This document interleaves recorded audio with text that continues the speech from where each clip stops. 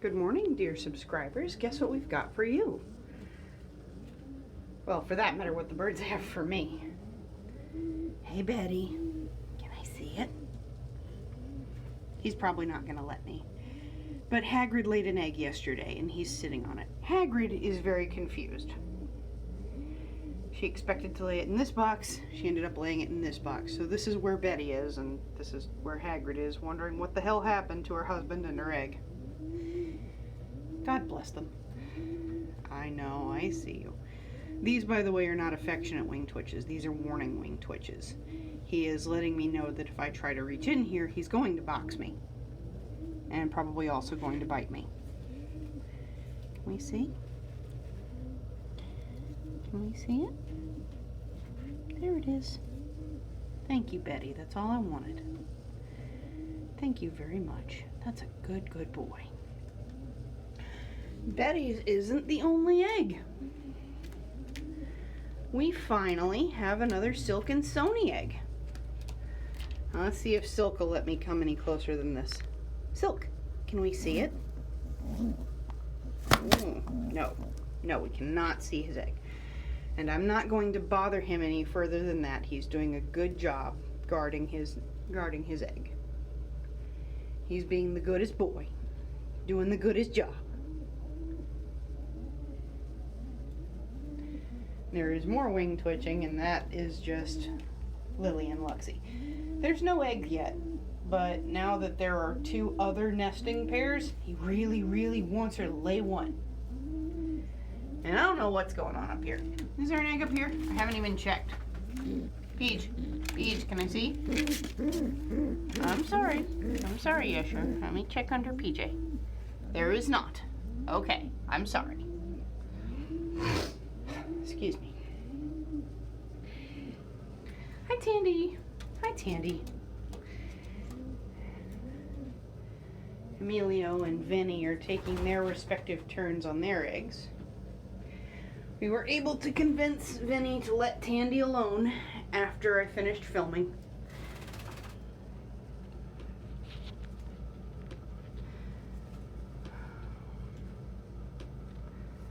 I mostly just nudged him and asked him to leave, and when he did, I picked Tandy up and put her back in her box. She immediately ran to her eggs and sat on them. She didn't even do the oh god, I've been picked up thing that most setting hens do. You can see Rigby and Cody hanging out some more. Now that their peeps are big enough to keep warm and they're getting really close to when they'll come toddling out the box for the first time, they're working on starting over. So it's possible that by next week or the week after next, we will have a new Cody and Rigby clutch.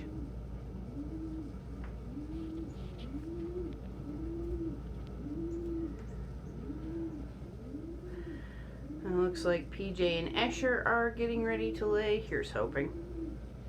Here's also hoping that Lily and Luxie are getting ready to lay. God knows Pippin and Cookie have been trying. Excuse me, sorry, allergies. But nothing has really come of it yet. The loft feels pretty different missing two birds. It feels like we're missing way more than that, doesn't it?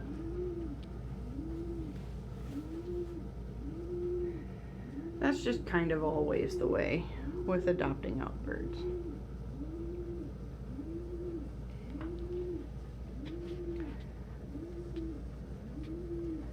Lily is content and quite pleased that he won the argument.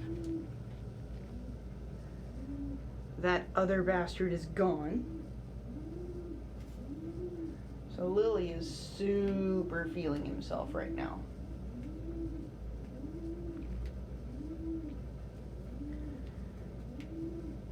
And normally that would be at least a little bit annoying to Vinny.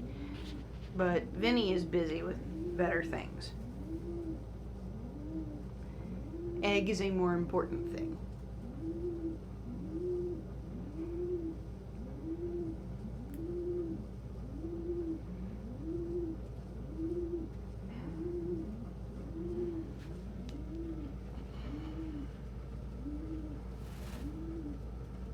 Well, that's 2 shiny new eggs with a strong possibility of 2 more shiny new eggs in the next few days.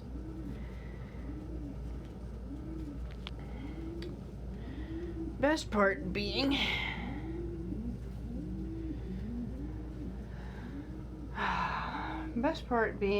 that those are not going to be keepbacks, since I already have Cody and Samhain.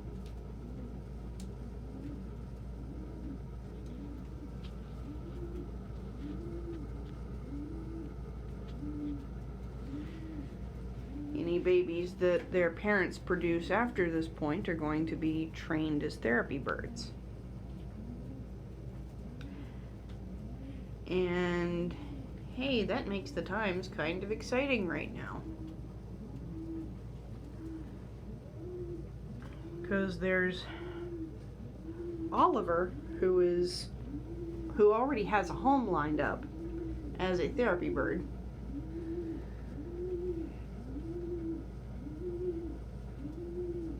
Tandy and Emilio's eggs are developing on schedule in the house, and once they hatch, we'll bring them out and tuck them under them.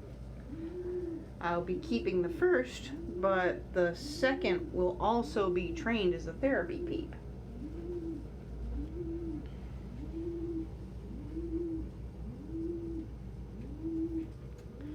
I'll be keeping the first of Vinny and Ellie's hatchlings. You know, provided they're fertile. I'm getting a little ahead of myself at this point, but...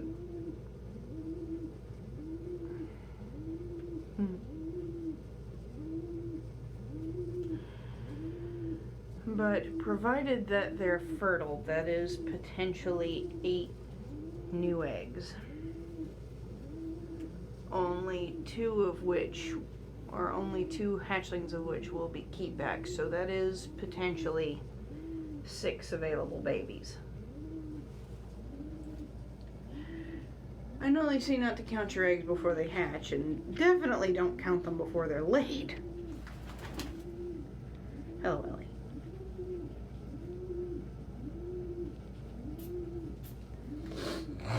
Excuse me. But when you are planning to hatch them, and you're not planning to keep them, you need to have a plan for what if the maximum number hatches.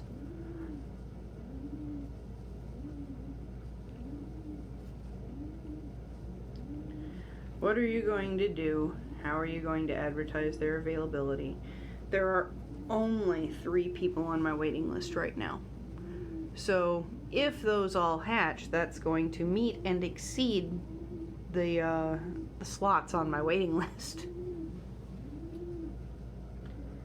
Which means that peeps are going to become available more quickly than they usually do. Usually there's at least 3 to 6 people on the waiting list at any given time. Synchronized nest step. What you doing, Ellie? Are you up there bothering Cookie? Up there bothering Cookie.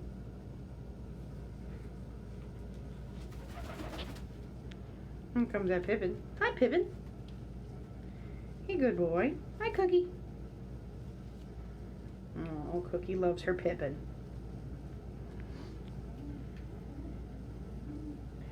They're a very smoochy couple. And as you saw with Hagrid and Betty and with Sony and Silk, they will tread right up to the day they're going to lay eggs. So you can't go by when they stop treading.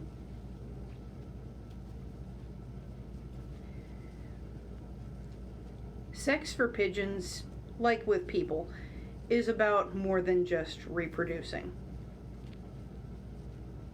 More than anything else, it's a bonding tool.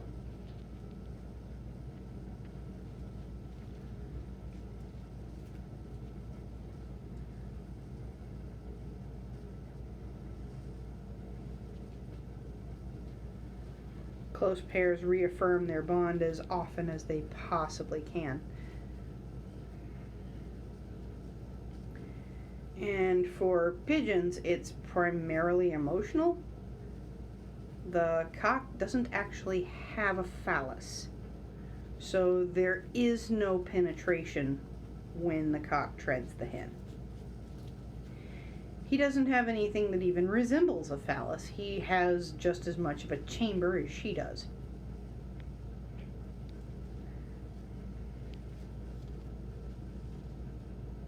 The enthusiastic smooching kills me. She's sipping out of his crop every time he does this. This is him proving that, hey, anytime you or the kids ask, food will be available to you. And house pigeons who are bonded with humans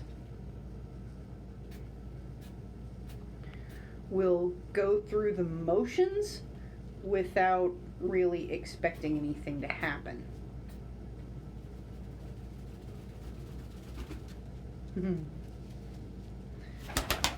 They're such romantics and straight up in his box.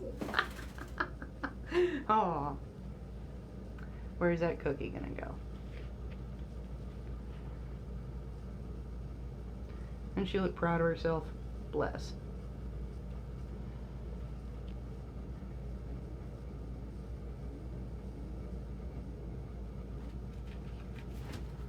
Hop. Gonna go eat food, Cookie? Pippin's watching her over the lip of the box. Oh, gonna go grab some calcium. Okay, fair enough.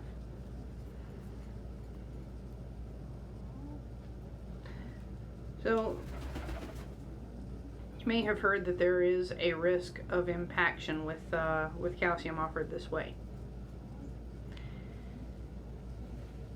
And there is, but it's minor and easy to mitigate.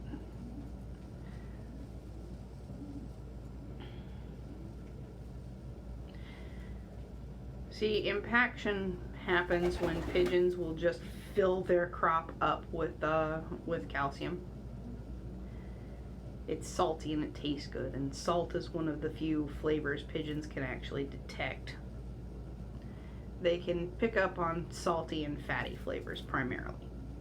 They don't have the taste buds to detect sweet things.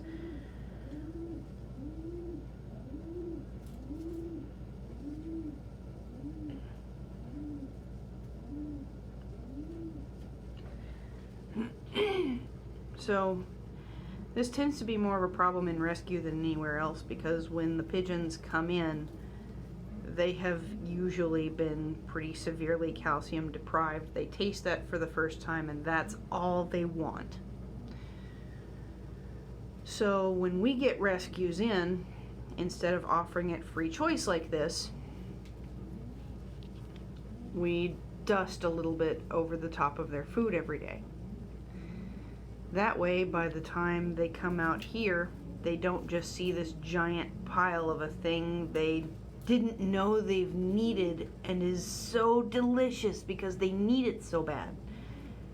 It's just, oh, that's where the dessert table is. Okay.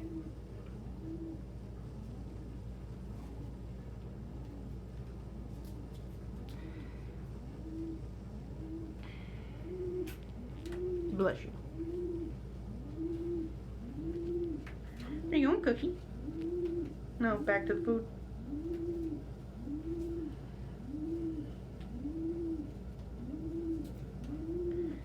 By giving them small doses while they're in quarantine, we build up their reserves. And we take the edge off of what would have been a monumental craving.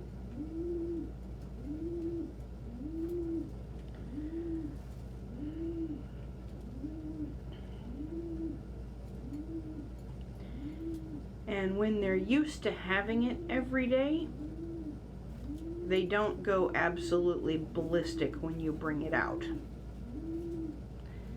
They expect it to still be there tomorrow when they need it, so they don't need to fill up on it right now. Right now isn't going to be their only chance.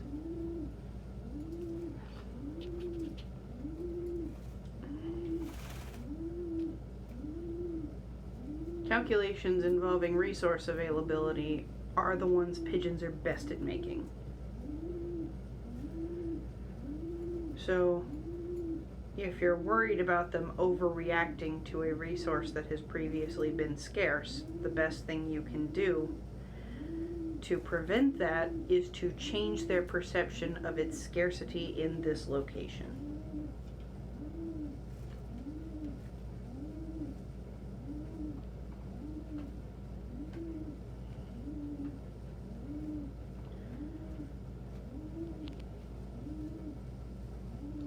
My breeding birds are all different sizes, and they all have different calcium requirements, so I can't just do a one-size-fits-all, sprinkle a little bit over everybody's individual meal. For one thing, because they all eat together. And for the other, because when they're breeding, one size does not fit all. And even when they're not breeding for hens, one size doesn't fit all. She's going to lay eggs regardless of whether or not there's a cock with her.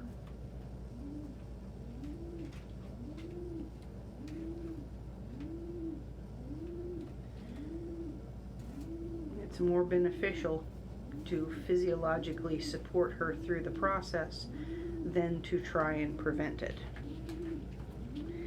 Because for pigeons, there is no preventing it without either stressing or malnourishing them, or both.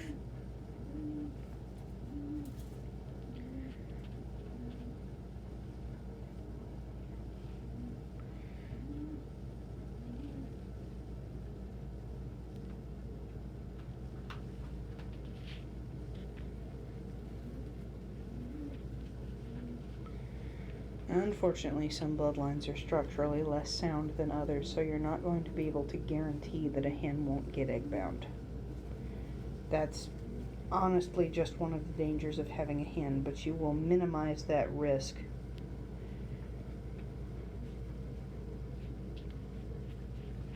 by supporting her through the process. Giving her a comfortable place to nest and sit so that she doesn't struggle to hold it in. Giving her enough calcium to build the eggshell without depleting her own bones. Their bones are already hollow.